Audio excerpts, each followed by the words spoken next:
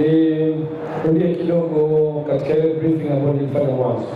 Club ya Young Africans ni club ambayo kwa sasa hivi inamilikiwa na wanachama 100%. Na katika umiliki wa wanachama tulikubaliana mabadiliko ya katiba kubadilisha ule muundo wa umiliki wa club.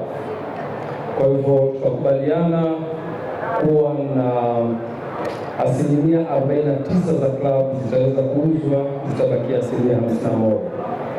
Huo ni umiliki wa club na wanachama mko hapa.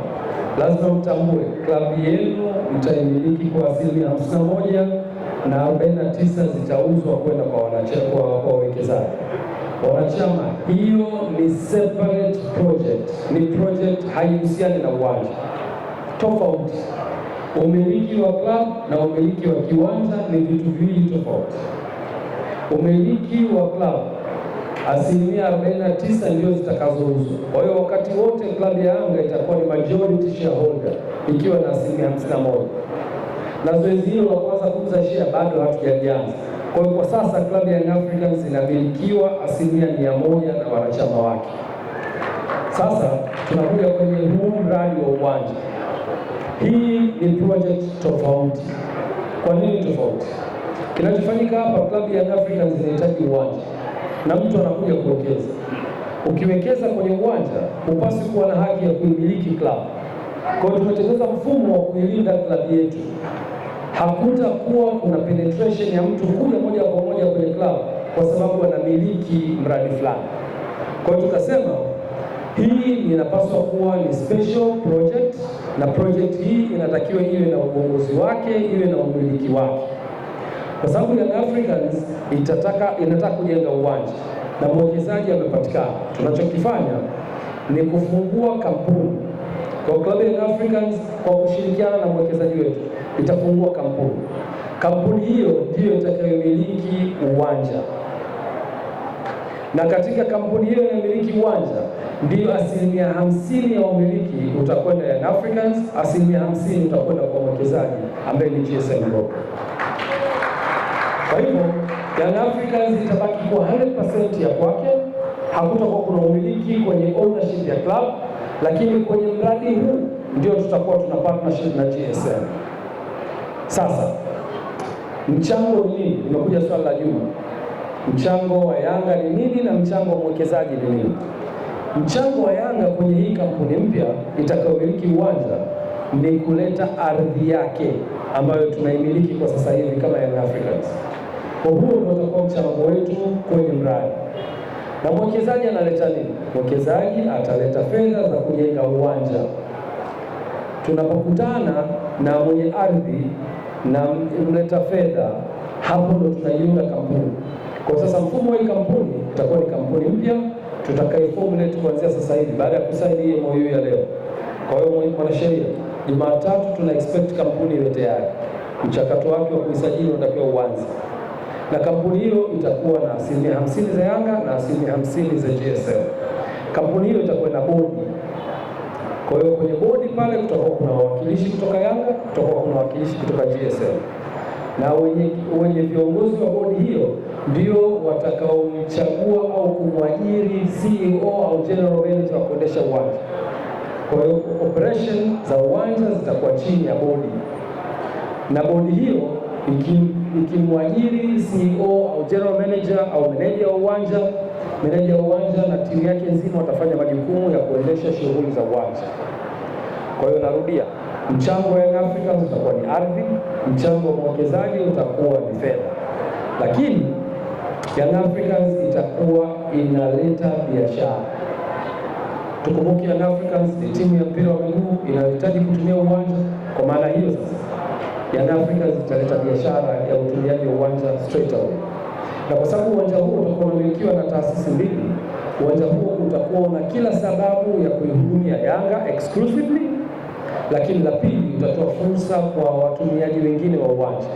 Atakapotokea klabu yoyote inataka kutumia uwanja kwa ajili ya mechi zake itatumia. Inapotokea tukio la kijamii, kuna shughuli za kidini, kuna shughuli za kimuziki, jukumu la management ya uwanja kuhakikisha linaongeza mapato na matumizi ya uwanja huo. Ili sasa wawekezaji wanufaike na mapato na Yanga anufaike na mapato. Swali lingine jingine, uwekezaji huu ni wa muda gani? Nilisema awali wakati nafanya presentation, kuna mfumo unaitwa build, operate and transfer, kwamba unajenga, una operate, alafu una transfer. Kutransfer inakuja hatua ya kurudisha ule uwanja kwa Yanga. Mfumo huo tuliukataa kwa sababu tunapofanya build, operate and transfer tunaruhusu 100% za uwekezaji uendeshe uwanja na sio kwa Young Africans. Sisi tunataka sasa hivi tumiliki uwanja na kesho tumiliki uwanja. Build to operate and transfer inakupa fursa ya kumiliki uwanja utakaporudishiwa. Na niwaambie hesabu za uwanja ziko very tricky. Nikupa mfano, uwanja wa KMC, matumizi ya uwanja kwa mechi moja ni takriban milioni 6 kwenye mechi moja.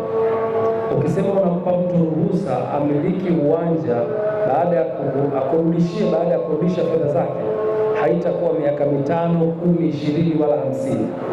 Ukipiga hesabu mwenyewe, kwa mfano 6 milioni ya uwanja wa KMC na investment iliyofanyika, ukaimultiply na namba ya mechi utakazocheza, inawezekana operation ya huyo mtu kurudisha fedha zake inaweza kutumia hata miaka 50. Kwa hiyo tuliona hatuna sababu ya kwenda kwenye build, operate and transfer. Tulikwenda kwenye partnership ya shares 50% kwenye klabu ya Yanga immediately baada ya uwanja kukamilika na 50% za mwekezaji immediately baada ya uwanja kukamilika. Nafikiri nimejibu swali. Haitakuwa na kikomo. Aina ya pitch ambayo tunakwenda nayo ni high level hybrid, ambayo 1% kubwa itakuwa ni natural, 1% chache sana zitakuwa ni artificial. Swali nyingine? Swali lingine?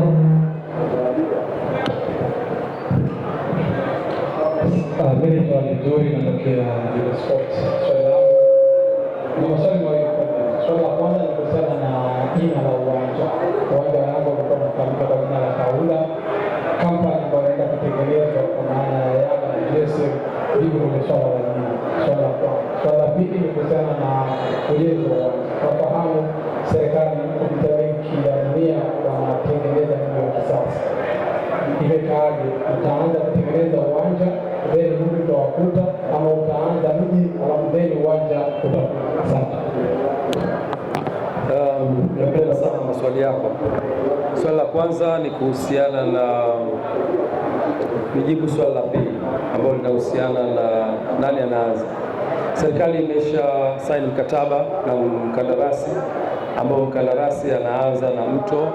Tunajua kuna miradi mitatu inaendelea sasa hivi. Kuna daraja la Jangwani limeshaanza kujengwa, daraja la Kigogo na daraja liko Kinondoni, na daraja matatu yameshaanza. So kinachofanyika moja kwa moja ni mkandarasi sasa hivi kupata fursa ya kuanza kujenga mto, na ameshaanza kujenga. Leo tunapozungumza wameshasaini na wiki hizi wameshaanza kufanya mobilization. Sisi kama klabu ya Yanga tumepewa, nitakuja kwenye technical parameters, tumeshapewa elevation za hapa ambazo tunatakiwa tu, kwa sababu chini kutakuwa ni mtoni. Ukitoka kwenye mto kuna green park ambao watu watakuwa wanatumia kama sehemu za kutembea jioni na watoto kucheza. Hiyo inakuwa ni level ya pili baada ya mto. Alafu kuna level ya tatu ni level ya miundombinu ambayo ni uwekezaji wa ujenzi wa hoteli, restaurants na uwanja wetu.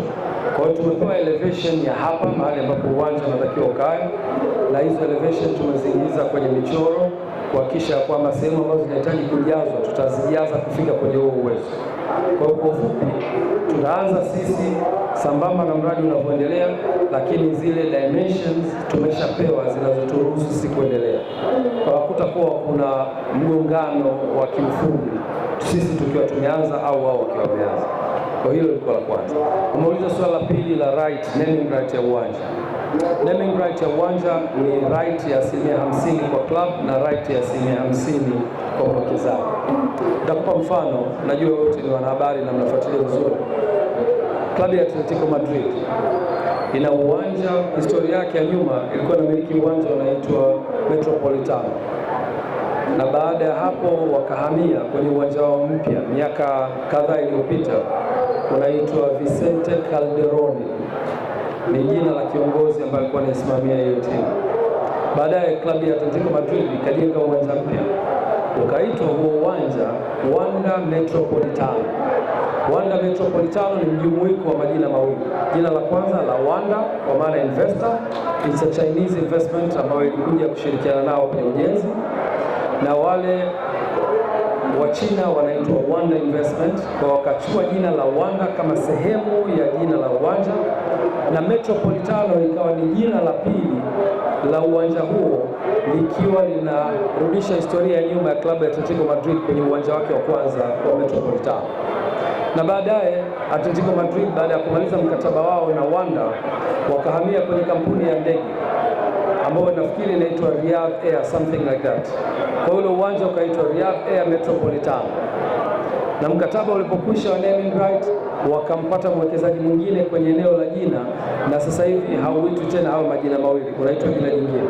Kwa hiyo Club Young Africans kwenye naming right ya uwanja itabeba jina la GSM na itabeba jina la Yanga kwenye kuliita jina la uwanja wetu, na GSM ambaye ana 50% ya right atakuwa na uwezo wa kumiliki jina hilo kama nusu ya ownership, na Club Young Africans itakuwa na uwezo wa kumiliki jina kama nusu ya 50% ya umiliki wake.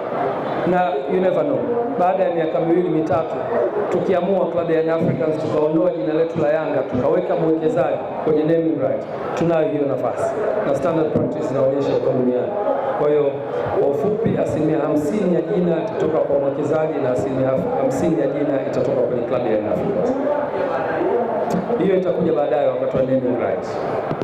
Swali la kwanza ni kuhusiana na matumizi ya uwanja. Tunatarajia uwanja huu utakuwa ni multi purpose, utafanya majukumu mengi. Ukiachilia mbali mpira wa miguu, unaweza kuhost matukio mbalimbali ikiwemo matukio ya kijamii kama matukio ya kidini. Tumeona kwenye viwanja vyetu mihadhara ya Uislamu, mashindano ya Qur'an, lakini tumeona pia mihadhara ya kina mama, tumeona pia mihadhara ya ndugu zetu wa Kristo, tumeona kwaya, mashindano mbalimbali ya kidini. Yote tunapata fursa ya kuyatengenezea platform ya wao kushiriki kwenye kutumia uwanja huu. Kwa hilo ni eneo muhimu. Uwanja huu utakuwa ni multi purpose, utafanya majukumu mengi. Kama nilivyosema, pia kampuni ambayo itakayokuwa inaendesha uwanja huu itakuwa jukumu la kuongeza mapato. Kwa hiyo huwezi kujilimit kwenye football peke yake. Tunatarajia watakuwa na nafasi kubwa ya kuuza huduma za uwanja ili uweze kutumika.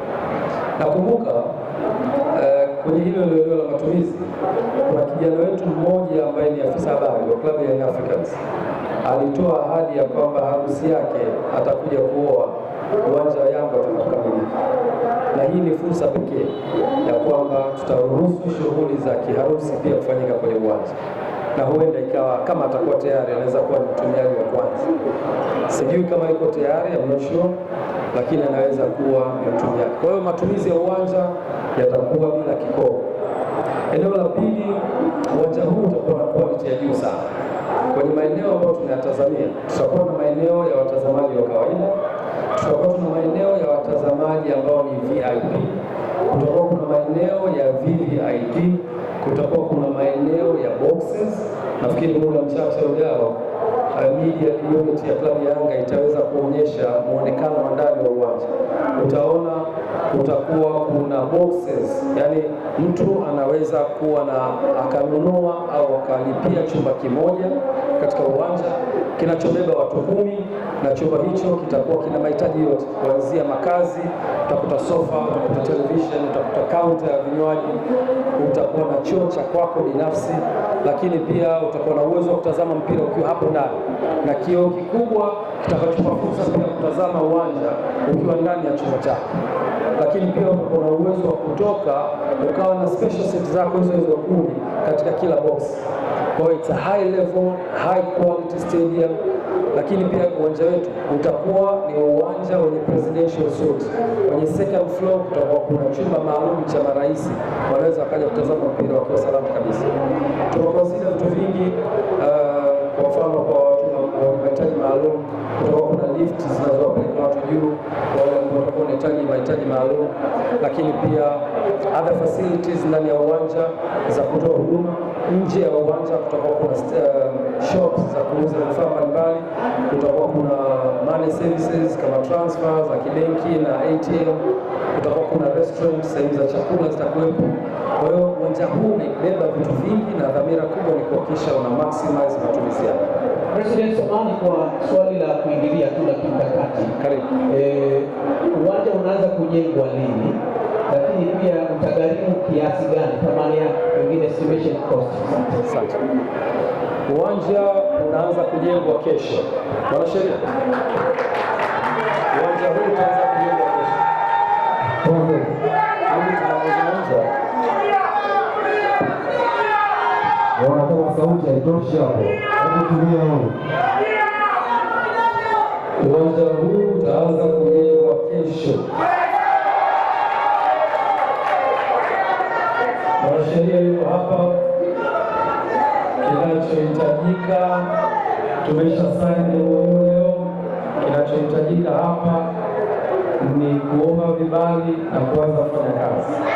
Wale ambao matumizi ya uwanja kwenye kupaki watafute option nyingine. Lakini la pili, umeuliza kuhusu gharama za uwanja.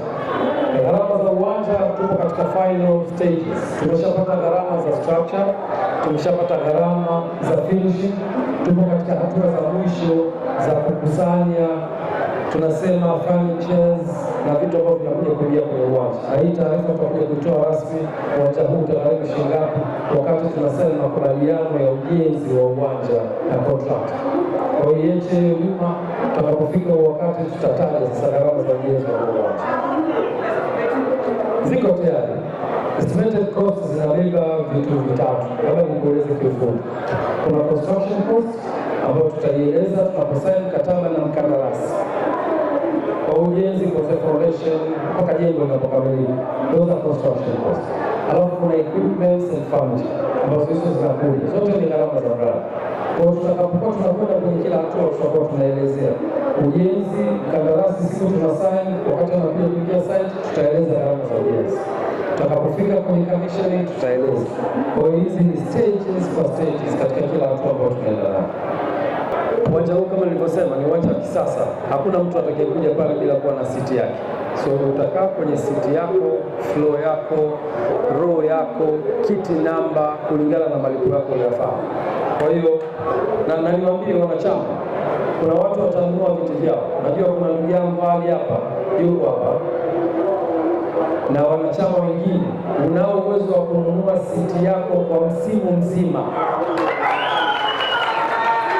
Hakutakuwa kuna interference kwenye upande, na viwanja vya kisasa duniani viko hivyo.